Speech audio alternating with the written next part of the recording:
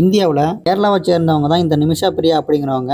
இவங்களுக்கு ஏமன் நாட்டில் வருகின்ற ஜூலை 16ஆம் தேதி தூக்கு தண்டனை கொடுக்க போகிறாங்க. எதுக்கு அப்படின்னா, இவங்க 2008 தான் ஏமன் நாட்டுக்கு செவிலியராக பணிபுரிய வேலைக்கு போயிருக்காங்க.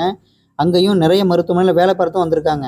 அதுக்கப்புறம் அவங்களே ஒரு சொந்தமாக ஒரு கிளினிக்கை தொடங்கணும் அப்படின்னு முடிவும் செஞ்சுருக்காங்க.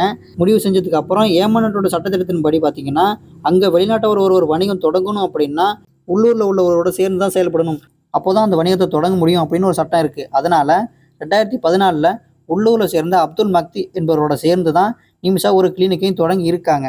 ஆனால் அதில் சில மாதங்களுக்கு பிறகு 2 பேருக்கு இடையே கருத்து வேறுபாடு ஏற்பட்டிருக்கு. கருத்து வேறுபாடு ஏற்பட்டதில் அப்துல் நிமிஷாவை மிரட்டி இருக்காரு. நிமிஷாவை மிரட்டி தன்னுடைய பாஸ்போர்ட்டை கைப்பற்றி வைத்திருந்ததாகவும் சொல்லப்பட்டிருக்கு. தன்னோட பாஸ்போர்ட்டை அவர்கிட்ட இருந்து மீட்டு எடுக்கணும் அப்படிங்கிறதுக்காகவும், அப்போதான் தன்னோட நாட்டுக்கு போக முடியும் அப்படிங்கிறதுக்காகவும் இவங்க ஒரு யோசனை செஞ்சு அப்துல்லை தன்னோட வீட்டுக்கு வர சொல்லி மயக்க மருந்து கொடுத்து பாஸ்போர்ட்டை வாங்கிட முடியும் அப்படின்னு நினச்சி அவங்க அவருக்கு மயக்க மருந்து செலுத்தி இருக்காங்க. அங்கே தான் ஒரு சின்ன தவறு ஒன்று நடந்திருக்கு. அதனால தான் இப்போது ஏமன் அரசு அவங்களுக்கு தூக்கு தண்டனை கொடுக்க போகிறாங்க. அது என்ன தவறு அப்படின்னா, மயக்க மருந்து செலுத்தும் போது பதட்டத்திலேயே அதிக அளவு மருந்து எடுத்து போட்டிருக்காங்க. அதனால அவர் இறந்தும் போயிட்டாரு. உடனே என்ன செய்யறது அப்படின்னு தெரியாமல் நிமிஷா தப்பிச்சும் போயிருக்காங்க. ஆனால் ஏமன் அரசு நிமிஷா பிரியா தான் கொலை செஞ்சாங்க அப்படின்னு கைது பண்ணியிருக்காங்க.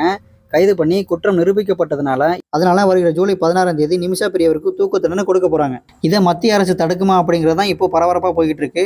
நிமிஷா பிரியாவோட குடும்பத்தை சேர்ந்தவங்களும் நிமிஷாவுக்கு ஏமன் நாட்டில் தூக்கு தண்டனை நிறைவேற்றப்படுறதை தடுத்து நிறுத்தணும் அப்படிங்கிறதுக்காக மத்திய அரசுக்கிட்ட முறையிட்டு வந்திருக்காங்க.